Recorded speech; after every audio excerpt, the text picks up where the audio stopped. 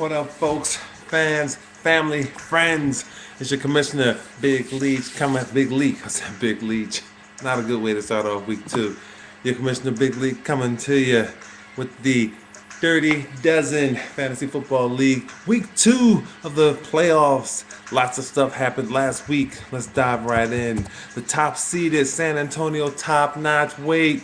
My man, Chris, they don't make a hat to fit me. White went down in flames. I've called it, folks. I said this man had a roster chock full of talent, loaded from top to bottom with running backs, wide receivers, quarterbacks. Oh my, lost. Oh why? I'll tell you. Started lots of terrible matchups. I'm not even going to go into it, giving this man any more time than he deserves. All I want to say is the Negro Damas was right. I went into it. I told you last week he's going to find a way to spike himself with all that talent. He drafted a great roster, but he didn't maintain it. Didn't research the matchups and didn't start who was best for him. He had more points on the bench than he had starting. That's GM fodder right there. He's probably going to be looking for a job next year. We'll see what happens. He lost to the San Antonio Smashers, led by my man, Mr. Roland. I can argue you down in your own courtroom, Judge. Esparza with the big upset, 1 versus 8, a la the Seattle Supersonics, the Miami Heat, and the New York Knicks or whatever. Lots of stuff going on. The Dallas Mavericks and the Golden State Warriors, and take away a few basketball examples. 8th seed San Antonio Smashers smash up on the number 1 seed San Antonio top-notch weight. Guess he needed a spotter there, C. White. Ha! Moving on. The next upset was the 5 seed. Yours truly, the Blacktop Busters, took out the defending runner-up. I don't know if you can defend a runner-up status, but it works for fantasy football as far as I'm concerned, and especially for my speech. The Gridiron Gangsters, led by my man Carlisle Peak. He went down. I'm telling you, that was probably your Pandora's box there. You giving me a cool nickname, the Blacktop Busters. I like that name. And ever since you donned it on my team, we've been rolling. I think we only lost 1 game since we've had that nickname.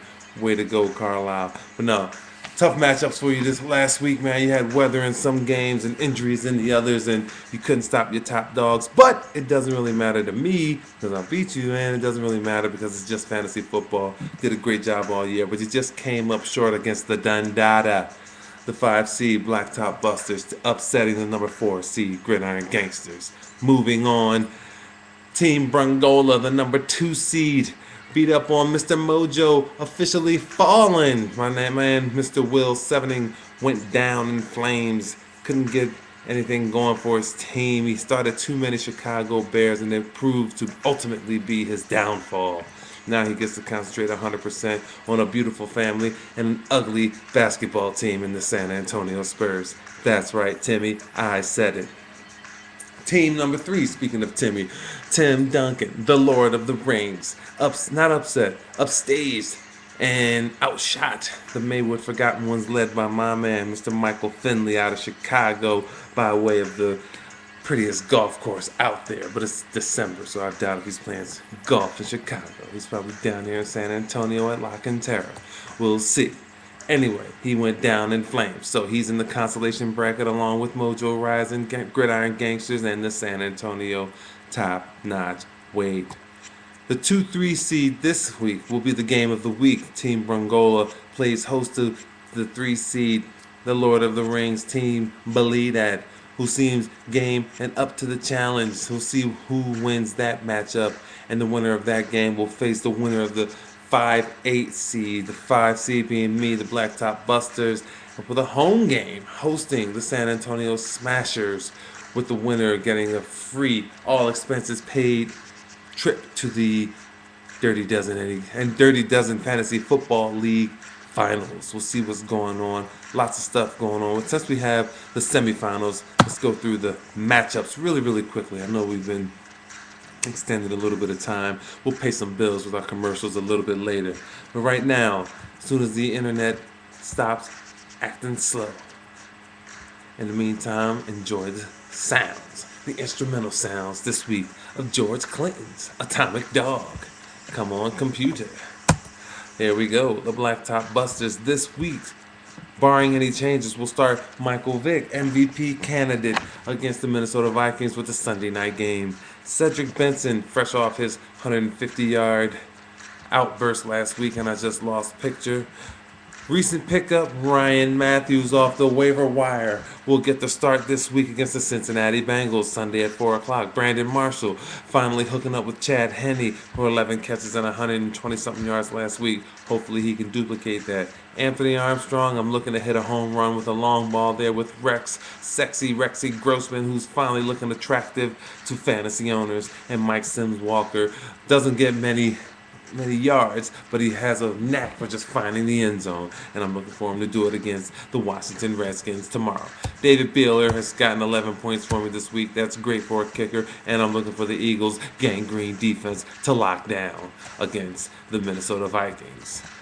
The San Antonio Smashers will counter with Matt Schaub, not an MVP candidate, but a very game competitor himself, going up against a weak Denver defense. Chris Johnson, coming off a 2,000-yard season and a subpar season this season nonetheless, but he still had a great season. But when you run for 2,000, a lot's expected of you, and I think he has about 1,500 so far. So I know it's great with his team, but not with fantasy owners. He's taking on a sound Kansas City defense. Ben Jarvis, Green Ellis, Roland Esparza will look for Green Ellis to try and vulture another touchdown in that high-powered New England Patriots offense.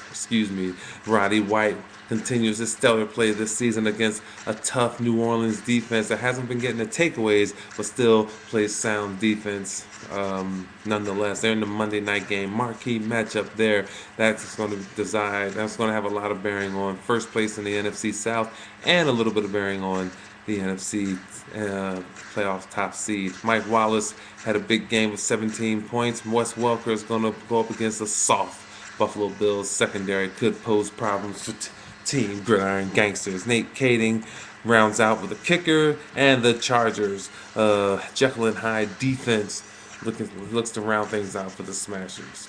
Moving on, we'll see what happens with Team Believe That and Team Brangola. Who do they start Sunday? I don't know. Let's take a look and figure it out. You're probably tired of Atomic Dog, so let's go on and move on to something else.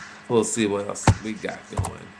That's about a little top billing. We'll see what's going on. Okay, we got Team Believe That. They're going to start Phillip Rivers against Jekyll and Hyde, but pretty much bad defense in Cincinnati. Rashard Mendenhall had a decent day at 14 points. I know Coach Duncan was looking for more out of him, but he got what he got, and that's all he's going to get. Rashad Jennings, surprise start there. The Jacksonville running back. Maybe Maurice Jones-Drew is going to be out. He was doubtful this week in practice.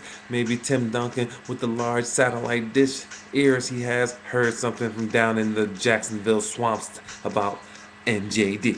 Whether he's not going to go. Is he going to stay home and just let it be? Anquan Bolden against Cleveland defense. He scored 3 times against earlier this season. Could pose problems to Brungy and his team Brangola. You need a new name, Brungy. And Jacoby Ford, the speedster from the Oakland Raiders, is going to look to hook up with Jason Campbell and possibly get some kickoff return yards for Team Duncan. Deion Branch rounds out the wide receiving core. Adam Vinatieri is the kicker, and the sound, stellar, movie star-esque from the HBO film Hard Knock like Jets defense round out Team Merlin.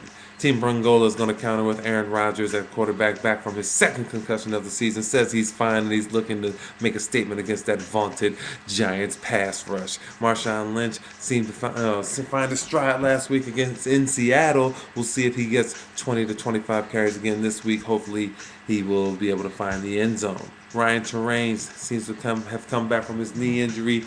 It's with reckless abandon. He's just running hard. He's a big back. He's trucking people. He doesn't get the back of his jersey dirty. We'll see how he fares against the soft Jacksonville run defense. Deshaun Jackson, Mr. Electrifying himself. He's the one that's been carrying Team Brangola all season long. He does it in the run game. He does it in the receiving game. And last week he did it in the special teams game with a 65-yard punt return for the touchdown to vaunt his Philadelphia Eagles to a win.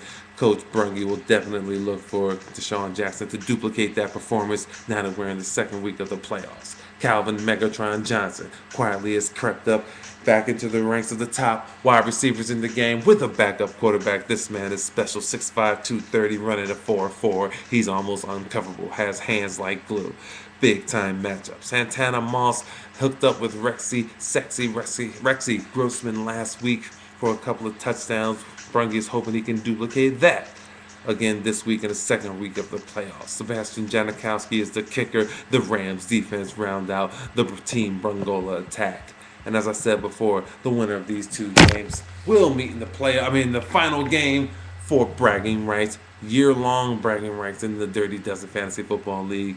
Stay tuned, be warned, root for me all the time. It's your Commissioner Big Meech. I'm out of here, fellas. Peace.